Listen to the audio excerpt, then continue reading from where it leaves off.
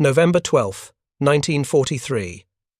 Underground Command Bunker, Rabaul, New Britain. Vice Admiral Jinichi Kusaka watched through the narrow observation slit as American carrier aircraft circled overhead like vultures. For the third consecutive day, they struck with impunity. Bombs cratered his airfields, fighters machine-gunned his positions, and there was nothing, absolutely nothing, he could do to stop them. But what disturbed Kusaka more than the raids themselves was what came after. The Americans didn't invade. They didn't land troops to capture this fortress that Japan had spent 2 years transforming into the most heavily defended position in the South Pacific. They simply left, sailed away, as if Rabaul, with its 100,000 troops, 5 airfields, and miles of underground tunnels, didn't matter at all. In his private journal that evening, Kusaka wrote words that would have earned him a court-martial if discovered by Imperial headquarters. The Americans are not fighting us. They are strangling us. Each bypassed garrison is another weight dragging the empire toward the ocean floor.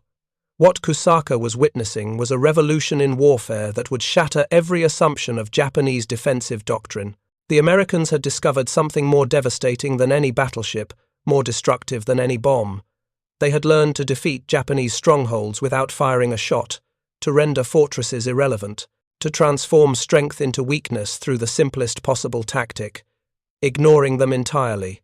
If you're enjoying this deep dive into the story, hit the subscribe button and let us know in the comments from where in the world you are watching from today. The Japanese defensive strategy in the Pacific had been conceived in the halls of Imperial General Headquarters with a beautiful symmetry that appealed to the military mind. Lieutenant General Hideki Tojo himself had proclaimed in September 1943 the establishment of the Absolute National Defense Zone, a defensive perimeter bounded by the southern half of Sakhalin and the Kuril Islands, the Bonin Islands, the Marianas, Western New Guinea, Malaya, and Burma. The concept was elegant in its simplicity. Each island fortress would be an unsinkable aircraft carrier, each garrison a blade pointed at the American advance. The enemy would be forced to assault these positions, bleeding themselves white against Japanese steel and spirit. Every strongpoint would be held to the last man. Every island would become a fortress. The Americans would have to pay in blood for every meter of sand. At Rabaul, General Hitoshi Imamura commanded 50,000 elite troops of the 8th Area Army. Admiral Kusaka controlled another 50,000 naval personnel. The harbour bristled with 367 anti-aircraft guns.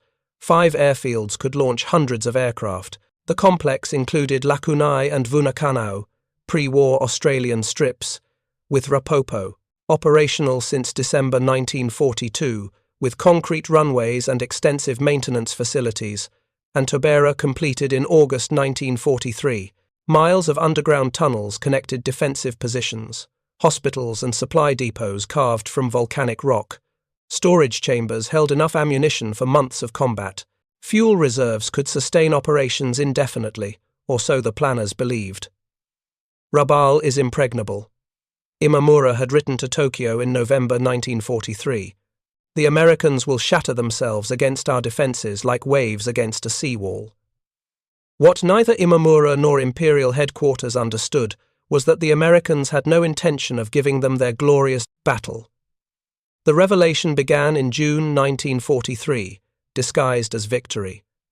When American forces landed on Woodlark and Kiriwina Islands on June 30th, Japanese commanders initially celebrated. These islands were barely defended. The Americans were clearly afraid to assault real Japanese positions. Captain Toshio Takahashi, intelligence officer at Rabaul, wrote in his analysis, "The enemy lacks the stomach for heavy combat.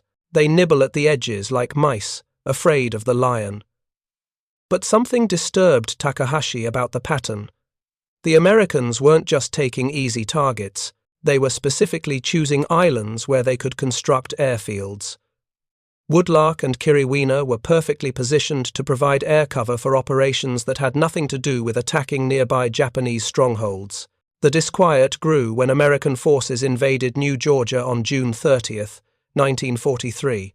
The Japanese had 10,500 troops defending the island, centered around the vital airfield at Munda Point. Finally, a real battle. But after savage fighting that lasted until August, the Americans secured the airfield and then stopped. They didn't pursue the retreating Japanese forces. They didn't attempt to clear the entire Pacites island. They simply built up Munda and moved on. Major Kenji Hatano, who survived the New Georgia campaign, reported to Rabaul, "The Americans fight differently. They take what they need and leave us the rest. It is as if we don't matter to them." By November 1943, the pattern was becoming horrifyingly clear. The American offensive, designated Operation Cartwheel, wasn't aimed at capturing Japanese bases. It was aimed at making them irrelevant. Admiral Jinichi Kusaka, Commander-in-Chief of the Combined Fleet, had responded to the Allied invasion of Bougainville by rushing carrier aircraft to Rabaul. On November 1, 1943, he transferred 173 carrier aircraft, 82 Zeros, 45 Type 99 dive bombers, 40 Type 97 torpedo bombers, and 6 reconnaissance planes from the carriers Zuikaku, Shokaku, Zuho, Junyo, Hyo, and Ryuho to reinforce Rabaul. These were Japan's last trained carrier pilots. The irreplaceable veterans who had attacked Pearl Harbor, savaged the British at Ceylon, and fought at Midway. They were the sharp edge of Japanese naval aviation, now committed to defending a base the Americans had already decided not to attack. The American response was swift and devastating. On November 5th, carrier aircraft from USS Saratoga and USS Princeton struck Rabaul, heavily damaging cruisers and destroyers. On November 11th, they returned with Essex, Bunker Hill, and Independence, damaging most remaining warships. But it was what happened next that began the psychological unraveling of Japanese commanders. The Americans didn't invade. They didn't follow up their advantage. They simply left, having destroyed 121 of the 173 carrier aircraft, along with 82 of 193 aircrew. Commander Yasuo Kuwahara, a Zero pilot who survived the November battles, wrote in a letter discovered after the war, "We won, we drove them off. So why does it feel like we lost? They damaged our ships, shot down our planes, and sailed away. We cannot chase them. We cannot strike back. We can only wait for them to come again." Lieutenant Commander Toshikazu Ome, senior staff officer of the Southeast Area Fleet, began keeping meticulous records of what the bypass strategy meant in practical terms. His classified reports, captured after the war, provide a chilling mathematical progression of strategic strangulation. November 1943. Rabaul receives 30,000 tons of supplies monthly, fuel reserves at 60%, ammunition adequate for 6 months of combat. December 1943. Supply convoys increasingly difficult. American submarines sink 2 vessels for every one that arrives. Monthly deliveries down to 18,000 tons. January 1944. No surface vessels have reached Rabaul in 3 weeks. Submarine deliveries only. 2,000 tons this month. Fuel reserves at 30%. By February 1944, the Japanese High Command made the decision to stop provisioning Rabaul with fighters or bombers, recognizing the futility of reinforcing an isolated garrison. The mathematics were inexorable. Without supplies, even the mightiest fortress becomes a prison. Captain Kyoto Takagi, commanding a destroyer squadron at Rabaul, faced an impossible equation. He had fuel for perhaps one major sortie, but where would he go?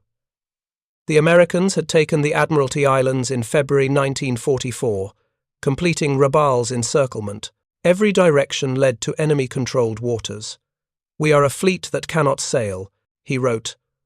"Warriors who cannot fight. We have become military theatre, maintaining the pretense of threat while the real war passes us by." Whether through brilliant planning or fortunate accident, was that the Japanese island garrisons could be defeated by the Pacific itself. Each bypassed island became a green hell where the jungle, disease, and starvation did the work of infantry divisions. Dr. Shigeyaki Yamamoto, chief medical officer at Rabaul, documented the slow dissolution of combat effectiveness in his classified reports. December 1943. Malaria cases increasing. Medical supplies adequate. Quinine reserves for 4 months. Combat readiness, 85%. March 1944. 30% of garrison suffering from malaria, dengue fever, or dysentery. Quinine exhausted, using local bark substitutes with limited effectiveness. Combat readiness, 60%. June 1944. Malnutrition now primary concern. Rice rations cut to 400 grams per day. Soldiers supplementing with jungle plants, many toxic. 17 deaths from poisonous vegetation this month. Combat readiness, 40%. The Americans had turned time into a weapon. Every day that passed weakened the Japanese garrisons, while American forces grew stronger, leaping from island to island, building airfields and ports, creating an infrastructure of victory, while Japanese strongholds rotted in tropical isolation. On Wake Island, bypassed since October 1943, Captain Shigematsu Sakaibara commanded approximately 4,000 Japanese troops. Once a vital refueling point for trans-Pacific flights, Wake had been transformed into a fortress bristling with coastal guns, anti-aircraft weapons, and underground bunkers. The Americans simply ignored it. Sakaibara's reports to Tokyo, transmitted by submarine-delivered radio parts, grew increasingly desperate. November 1943.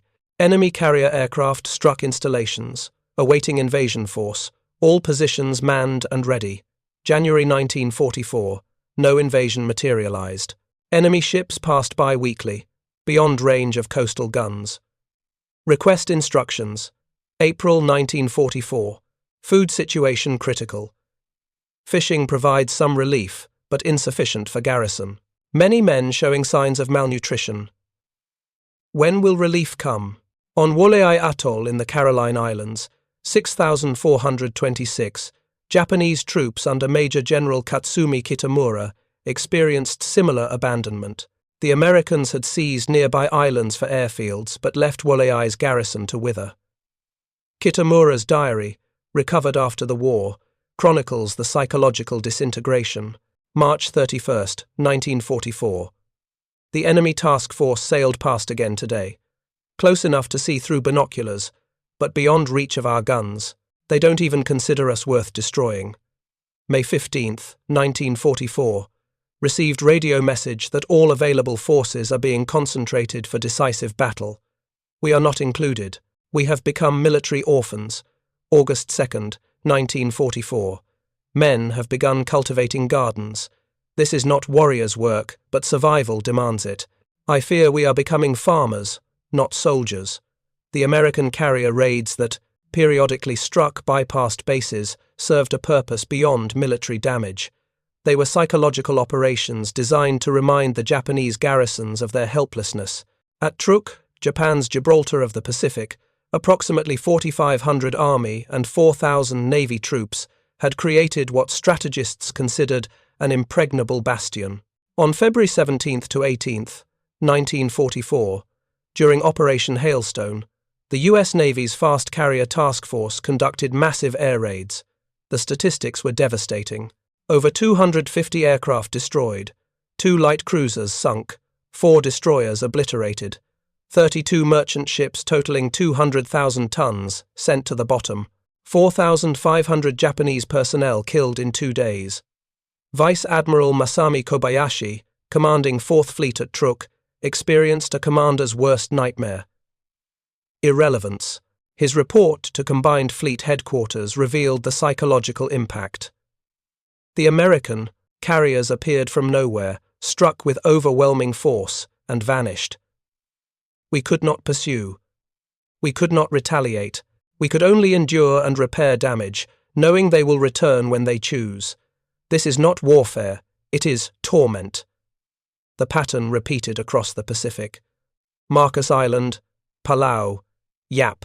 Each received attention from American carriers, just often enough to prevent any coherent defense planning, never enough to provide the honorable battle Japanese commanders craved. The fall of Saipan in July 1944 provided the most devastating proof of the island-hopping strategy's effectiveness.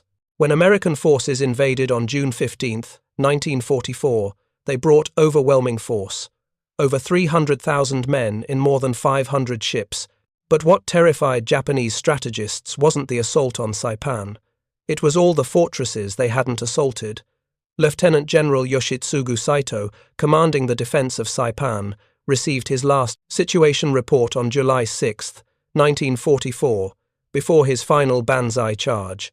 It catalogued the Empire's paralyzed forces.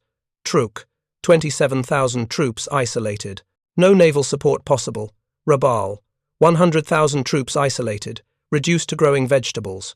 Wake, 4,000 troops isolated, surviving on fishing. Marcus, 4,000 troops isolated, water shortage critical. Wolai, 6,426 troops isolated, starvation imminent. Over 200,000 Japanese troops, equipped with thousands of tons of ammunition, hundreds of aircraft, and elaborate fortifications, sat helpless while the Americans drove toward Japan. These weren't casualties. They were worse. They were military assets transformed into liabilities, consuming precious resources, while contributing nothing to the war effort. When Lieutenant General Tadamichi Kuribayashi arrived at Iwo Jima in June 1944, he brought with him a revolutionary understanding, born from watching the island-hopping campaign.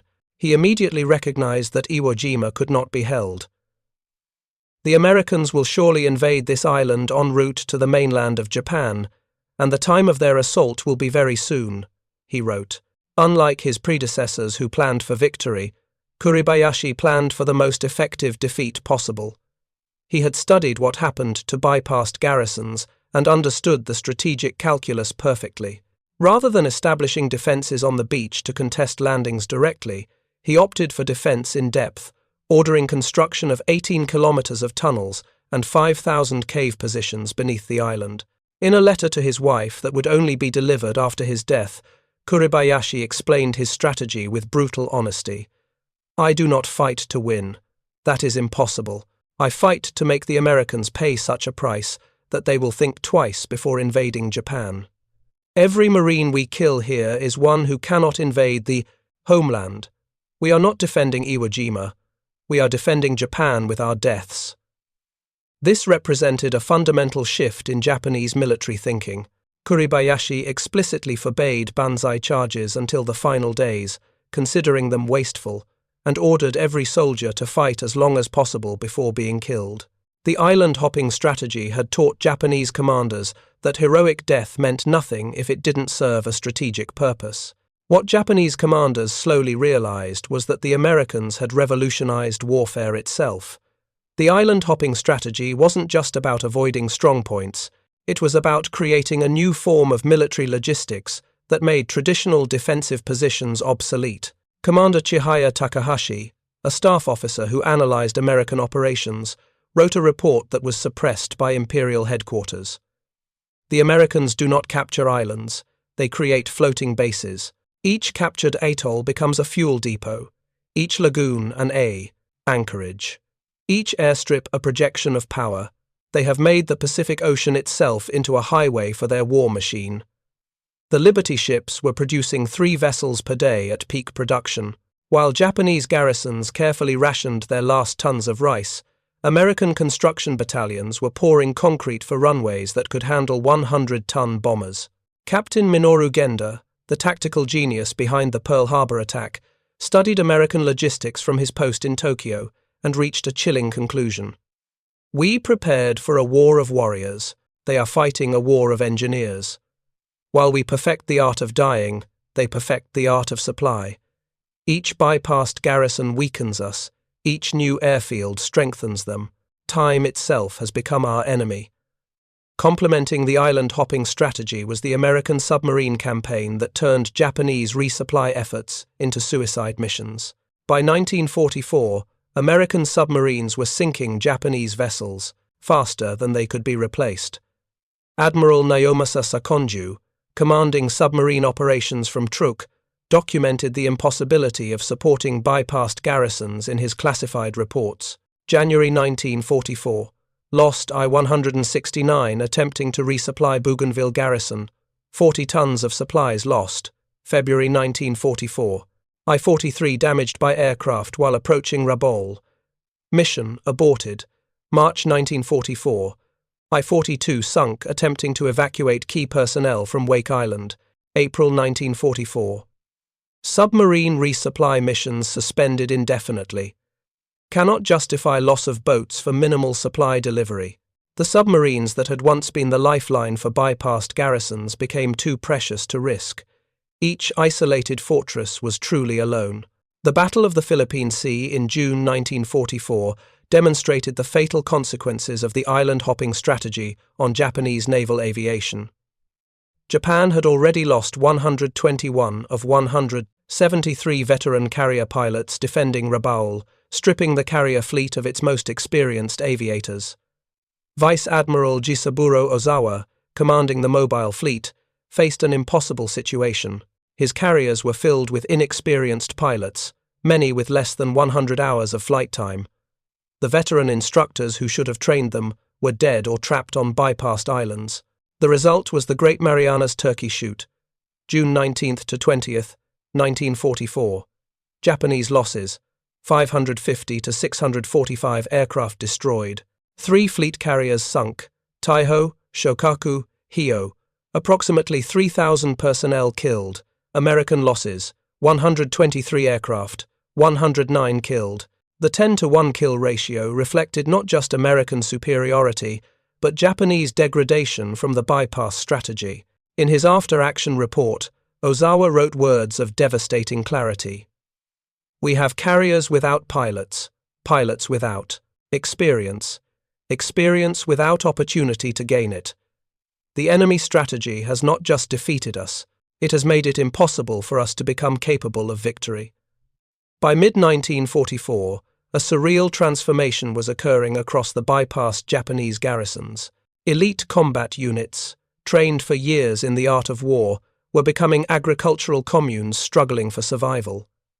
On Rabaul, General Imamura issued orders that would have seemed insane 2 years earlier. Effective immediately, all units will devote 50% of daylight hours to food production. Each soldier must cultivate 100 square meters of vegetables.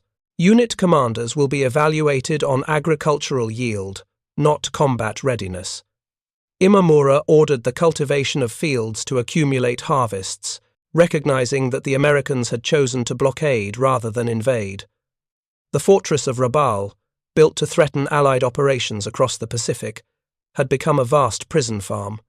Colonel Norio Kishimoto, commanding an infantry regiment, wrote in his diary, "My samurai ancestors would weep to see us. We who trained to die gloriously in battle now tend sweet potatoes and raise chickens. The Americans have not just defeated us, they have humiliated us with irrelevance." Similar scenes played out across the Pacific. On Woollei, soldiers raised pigs. On Truk, they fished with improvised nets. On Wake, they attempted to grow vegetables in coral sand mixed with human waste. The Imperial Japanese Army, which had conquered half of Asia, was reduced to subsistence farming.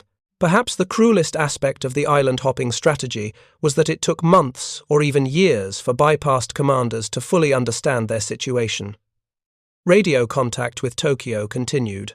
Orders were still issued, promotions still announced. The fiction of military relevance was maintained, even as reality diverged completely. General Imamura at Rabaul continued to receive operational orders from Imperial General Headquarters as late as December 1944. Prepare for coordinated offensive in conjunction with Philippine operations. Maintain readiness to interdict enemy supply lines.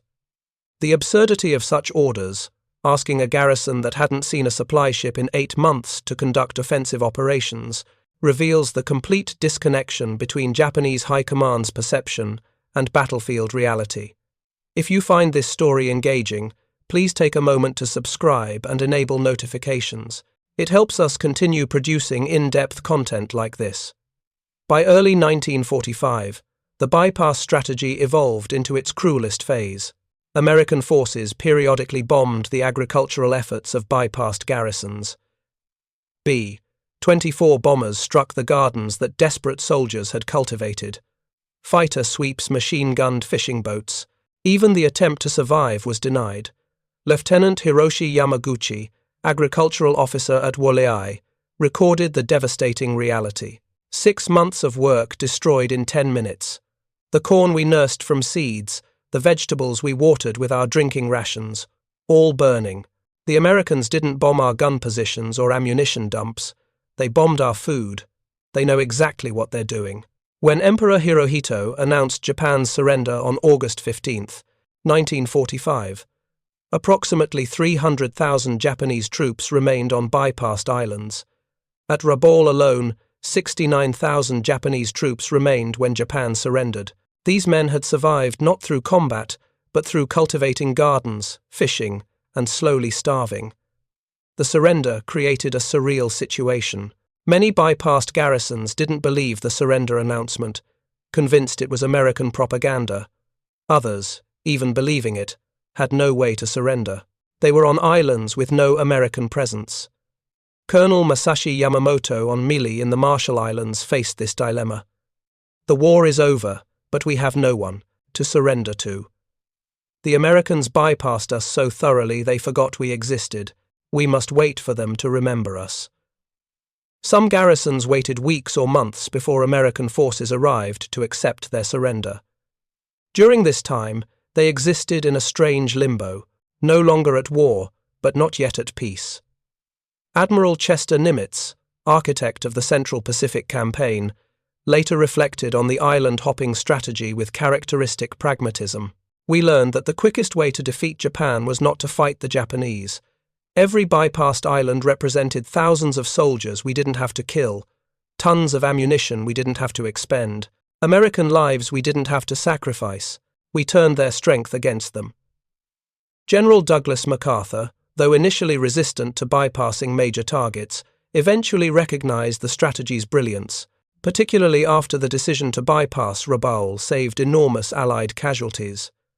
But perhaps the most telling assessment came from Admiral Matome Ugaki, Chief of Staff of the Combined Fleet, who wrote in his diary in February 1945, "The Americans have discovered the perfect strategy against the Japanese warrior spirit. They have made our courage irrelevant, our fortifications useless, our bushido meaningless. We prepared to die gloriously. They sentenced us to live shamefully. This is worse than defeat. This is erasure." The mathematics of the island-hopping strategy reveal its devastating effectiveness. Japanese forces bypassed.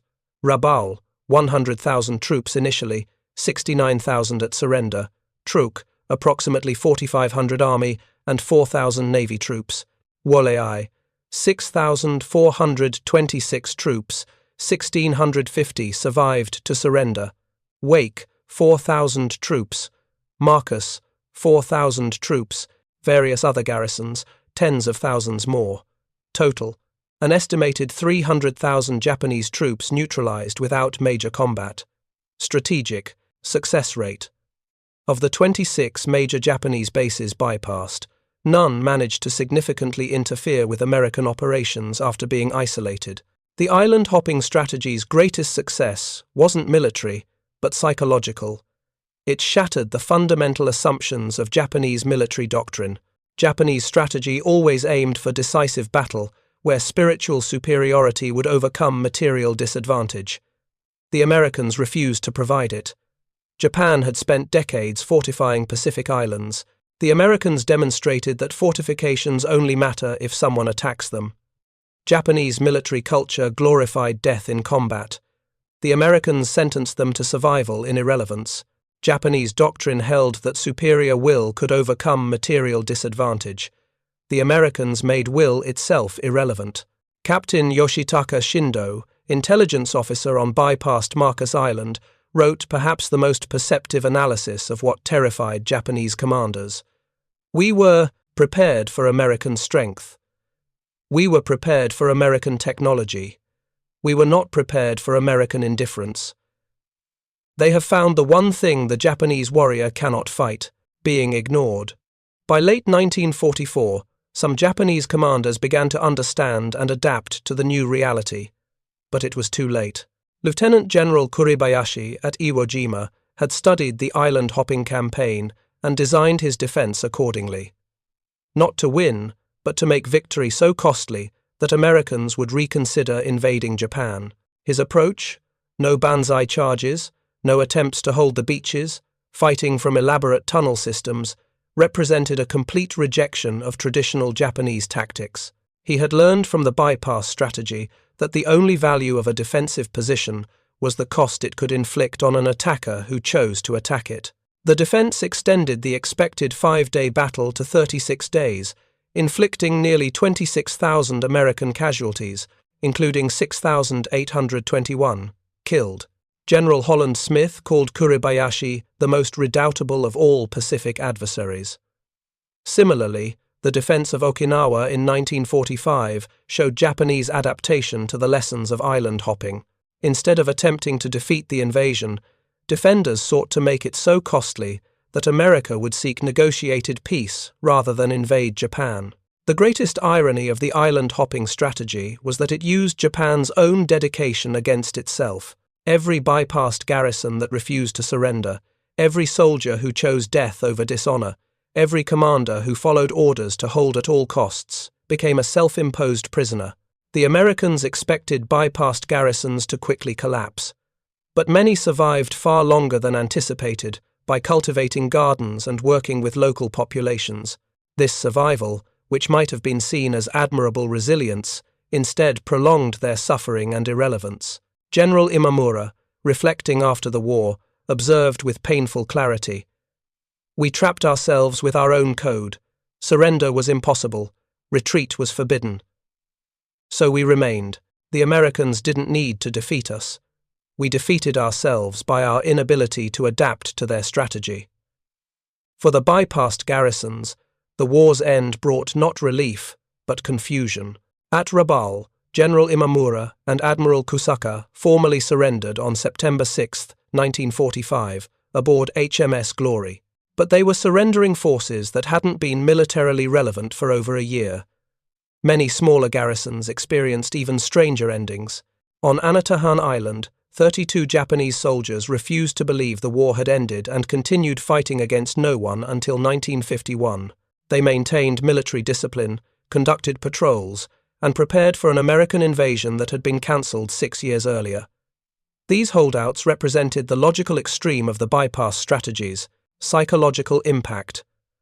So thoroughly had their military purpose been negated that they couldn't conceive of a world where they simply didn't matter anymore. Beyond the strategic implications, the island-hopping strategy inflicted a uniquely cruel form of suffering on Japanese forces. Combat, however terrible, at least offered meaning: death in service of the emperor, sacrifice for the nation. The bypassed garrisons were denied even this cold comfort. Private Kazuo Sakamoto, stationed at Wolei, wrote words that captured the existential horror. "We do not fear death. We fear meaninglessness. Every day we wake up, conduct military drills for battles that will never come, maintain weapons that will never fire, and pretend we are soldiers when we are actually prisoners of our own making." The medical records from bypassed garrisons reveal the human toll. Malnutrition affected 80% of troops, disease rates exceeded 60%. Psychological disorders were endemic. Suicide rates increased dramatically compared to combat units. The island-hopping strategy fundamentally changed warfare in ways that extended far beyond World War II. It demonstrated that controlling key geographic points didn't necessarily mean controlling a region. Traditional military thinking was overturned. The Americans proved you could control the Pacific while ignoring its strong points. The strategy showed that superior supply lines and industrial capacity could negate any tactical advantage. Time became a weapon. By accelerating their own operations while slowing the enemy's, Americans turned the passage of time itself into a strategic advantage. Most importantly, it proved that psychological impact could exceed physical damage. In 1965, 20 years after the war's end, former General Hitoshi Imamura published his memoirs. After his conviction for war crimes, he had built a replica of his prison cell in his garden and lived there until his death in 1968, donating all proceeds from his writings to families of Allied prisoners who had died under his command. His assessment of the island-hopping strategy was both professional and personal. "We studied Napoleon, Clausewitz, Sun Tzu. We prepared for every form of warfare we could imagine. But the Americans created a new form we never imagined: warfare by avoidance, victory through irrelevance. They turned our greatest strength, our willingness to die for our positions, into our greatest weakness. At Rabaul, I commanded 100,000 of Japan's finest soldiers. We had ammunition for years of combat, fortifications that could withstand any assault, the will to fight to the last man. None of it mattered. The Americans sailed past us toward Japan, and we could only watch. We were an army of ghosts, haunting positions that no longer mattered, defending territory that had no value, waiting for battles that would never come. This was their genius. They made us defeat ourselves. Every day, we held our positions. We weakened Japan. Every soldier growing vegetables at Rabaul was one not defending the homeland. We were not defeated. We were erased. Future military leaders should study the American island-hopping strategy, not for its tactical brilliance, but for its strategic revolution. It proved that the best way to defeat an enemy position is not to attack it, but to make it irrelevant. The best way to win a war is to redefine victory itself. The most poignant testament to the island-hopping strategy's psychological impact came from Lieutenant Hiroo Onoda, who continued fighting on Lubang Island in the Philippines until 1974, 29 years after the war ended. Deployed to Lubang on December 26, 1944, with orders never to surrender, Onoda held out with 3 other soldiers until he was the last survivor. On March 9, 1974, his former commanding officer, Major Yoshimi Taniguchi, flew to Lubang and formally relieved him of duty. Onoda surrendered on March 10, 1974, with his rifle still functioning, 500 rounds of ammunition, and his 30-year-old uniform intact. When asked why he had continued so long, Onoda replied with devastating simplicity, "I was waiting for the war to come back to me. I never imagined it would leave me behind forever." The Japanese were terrified by America's island-hopping strategy because it represented something worse than defeat. It represented meaninglessness. Every military tradition, every cultural value, every strategic assumption was turned against them. They had prepared for a war of warriors and faced instead a war of engineers and logisticians who treated their island fortresses like obstacles to be driven around rather than enemies to be fought. Approximately 300,000 Japanese troops on bypassed islands didn't just lose the war, they were written out of it. While they maintained their positions, grew their gardens, and slowly starved, the war moved on without them. They were not conquered, they were discarded. They were not defeated, they were ignored. In his final entry before Japan's surrender, Admiral Kusaka at Rabaul wrote words that captured the essence of the bypass strategy's psychological devastation. "The Americans have taught us the cruelest lesson of war, that there is something worse than death in battle, irrelevance in victory. We were the Emperor's finest warriors, reduced to growing sweet potatoes while the enemy sailed past us toward the homeland. We were prepared to die gloriously. Instead, we lived meaninglessly." This was their ultimate weapon, not bombs or bullets, but obsolescence itself. The island-hopping strategy succeeded because it attacked not Japanese positions, but Japanese purpose, not bodies, but beliefs, not fortifications, but fundamental assumptions about the nature of war itself. It turned the Pacific Ocean from a field of battle into a highway to victory, and transformed Japanese strongholds from fortresses into prisons of their own making. The terror it inspired came not from what it did, but from what it didn't do. It didn't provide the battle Japanese warriors craved. It didn't validate their sacrifice. It didn't even acknowledge their existence. It simply passed them by, leaving them to discover that the worst fate for a warrior isn't death, it's irrelevance. The warriors of the Empire of the Rising Sun discovered that the setting sun casts the longest shadows, and in those shadows, forgotten armies slowly faded into nothing, defeated not by their enemies, but by their absence. They had seen the future of warfare, and in it, they had no place. Thank you for watching. For more detailed historical breakdowns, check out the other videos on your screen now, and don't forget to subscribe.